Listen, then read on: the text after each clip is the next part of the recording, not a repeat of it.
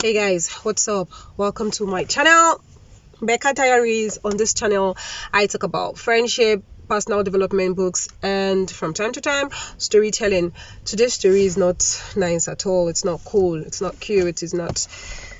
I don't know. I'm just bothered about it really. So it's the story of the Chinese man who killed his ex-lover Ummita, the 23-year-old girl, a graduate of Kampala University, Uganda, who lived in Kano until the time of her death. I've been trying to catch up with the story, follow up with it, what's going on, where did they come from, where have they been to, what is it?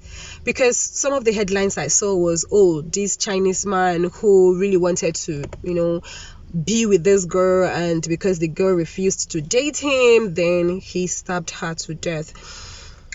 I saw some headlines like that, right? So it made me to actually do some basic research, just read online what's going on.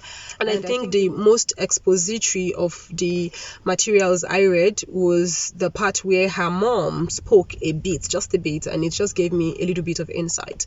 So now let me take you down memory lane and come back to the occurrence of 2 days ago. So Mr. Geng, who is a Chinese, actually met Ummita. Her name is Umukusum Sani Buhari, but popularly referred to as Ummita. So he met Ummita some years back at a supermarket. Ummita had gone there to get a deodorant, so to say. She went there to get a deodorant, and they met, exchanged numbers, and they started talking. Things developed from there, and they started dating.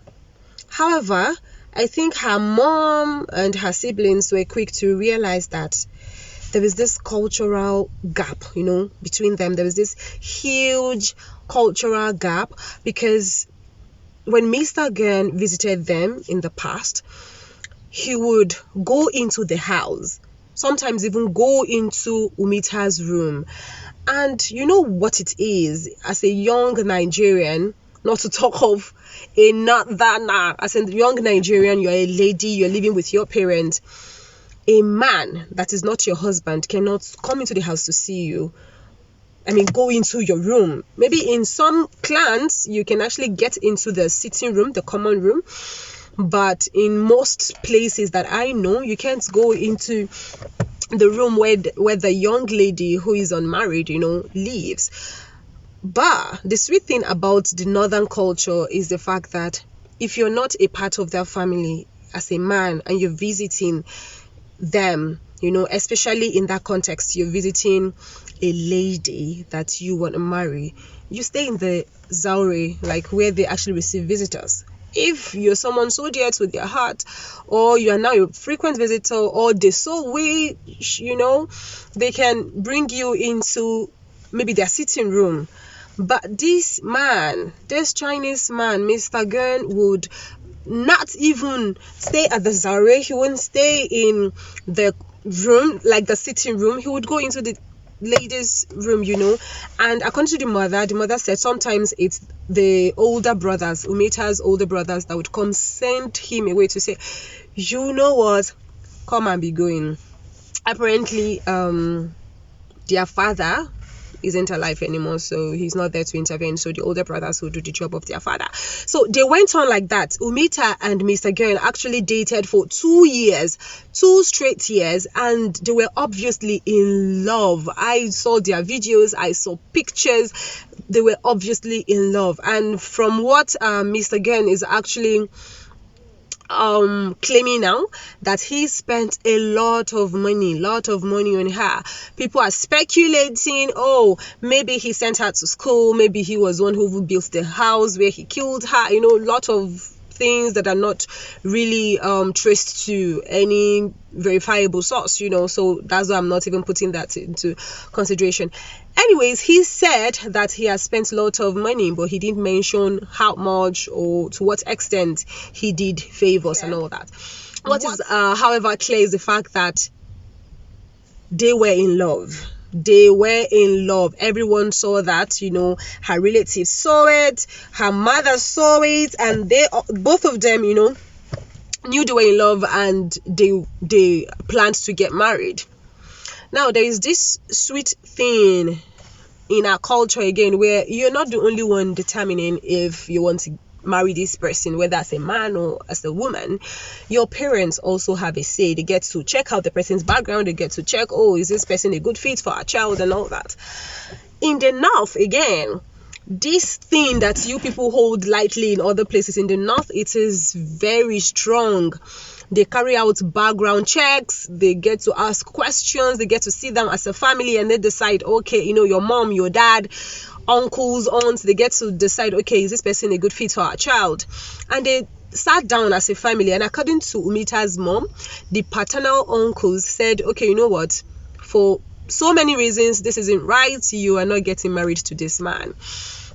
I mean, obviously she must have fought it, tried to convince them, probably speak to this uncle, that uncle, begged her mom, siblings to help her beg, that she needs to marry this man. This is the love of her life, this is one man she wants to be with. But that didn't happen, obviously. So after all the pleadings and everything, they dated for 2 years plus now, and this isn't happening. So she was obviously heartbroken. The man too was heartbroken, but it was obvious that even if they continued dating, the families were not ready to support them. So what's the point? She didn't want to go ahead, dating this man whom she loved and she really wished she could marry. So she decided to, get married to another person. So she met this other man in Kano there, they both lived in Kano. So she met this other man and she settled down, she got married. But she still, got touching with this Chinese man, and she would chat with him, WhatsApp and all that. Somehow, her husband got to know about this, and it wasn't funny at all.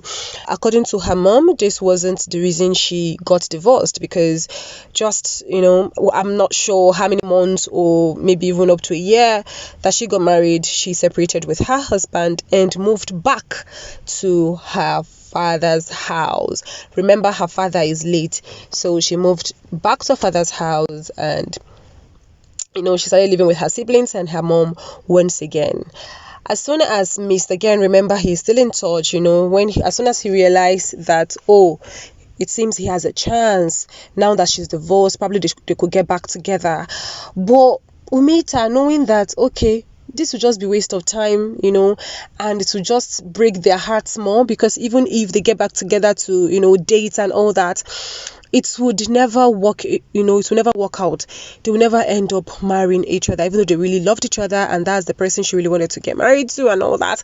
But it won't work out. So, I mean, she didn't say this, nobody said this, but that's what I'm just thinking, because according to her mom, Ummita refused to pick his calls. So Mr. Geng kept calling day in, day out, send messages. She would not reply, he would call, she would not pick, and all of that. So what he started doing was, to go to their house. He would go to the house and start banging on the door. He would bang on the gate. He would keep knocking, and nobody would respond to him. However, a few days ago, he got into the compound through the fence. He went through the fence, I went to their front door and started banging on the door. He banged on the door for 1 hour straight. Banging on the door for 1 hour straight. The mother was at home. Ummita's 2 older brothers were not in. She was in her room, and her younger siblings, ladies, were in the house too. And at some point, it started raining, So it was Ummita, according to the mom, it was Ummita who said, okay, you know what, Mama, you can go respond to him, go attend to him, go tell him that just go, just send him away, Mama, he's disturbing us. So the mother went to the door, opened it to send him away, only for Mr. Geng to push the mother away from the door and went straight to Ummita's room. Remember, he knows Ummita's room because he has been visiting, he has been entering the room. He knew where she was. So he went straight there, didn't ask for anything. There was no conversation. He just started stabbing her with a kitchen knife. So he apparently went in there with a knife. So as soon as the mother realized this, because Ummita obviously was screaming for help and her brothers were not around, they've gone out. So she ran out. The mother ran out and started screaming for help. Remember, it was raining, so people didn't hear her on time. She screamed and shouted so her neighbors could come to her aid. So by the time they got there, he had already done the evil. He had stabbed her multiple times, on her body. And what they did was just to apprehend him. At first, he tried to escape. He ran out, but they ran after him and, apprehended him, called police to get him arrested. And they tried, saving Ummita's life. They rushed her to the hospital, but she gave up on the way. She didn't even make it to the hospital. So Ummita is gone. Rest in peace, girl. So sad. So heartbreaking, really. Rest in peace. Whew. You know how they say the heart wants what it wants. The heart wants what it wants. Right from time that, okay, my religion, my culture, my parents, my uncles, whatever, will not agree that I marry this man. But, you went ahead to date him, gave him assurance and gave yourself assurance as well that you're going to get married when you know it's not going to, be possible. You broke your own heart, broke his heart. It's so sad. But like I said, before you start using your head, your heart will already jump into a conclusion, It will always love whom it wants to love.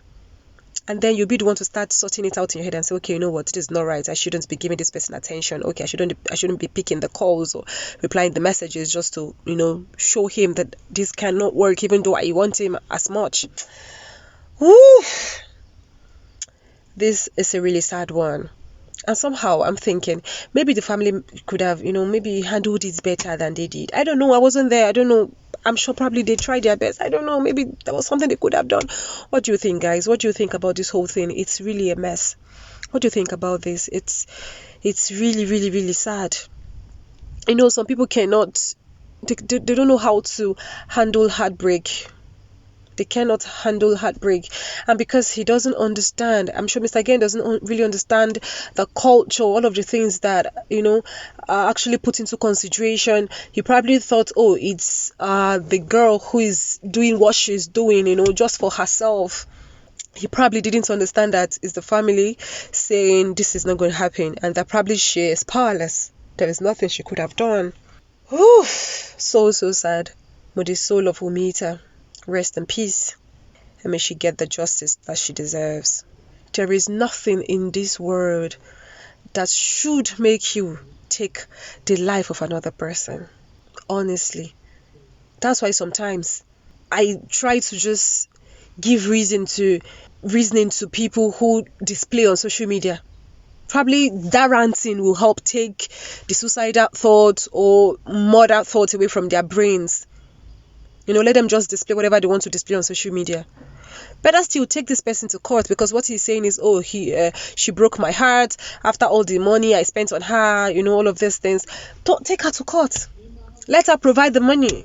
Take her to court. Whatever. Not kill her. She deserves to live. She doesn't deserve to die. And if you say you love somebody, at what point did you unlove her? Why do you want to see her die? Why would you rather see her die? It's really heartbreaking, really, really heartbreaking. And I feel for both of them. I feel for them, for the love story gone wrong. I feel for Ummita, really, for losing her life in this process. For losing her life. It's really, really sad, really heartbreaking. Rest in peace, girl. Oh, Mr. Geng, you do this one, no. You do this one. Killed her just like that, someone you claimed you love. And I always say these things, I don't know, I guess people just mix up loving someone and getting obsessed. He just saw this fine girl and I really want her to be my wife. And he's obsessed with her, because it's only obsession that will make you kill someone.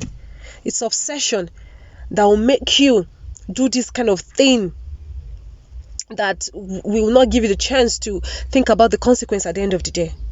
Because I mean, if she's alive, you can still be seeing her. You can still be seeing her. It can still work out since she's still alive. But you killed her.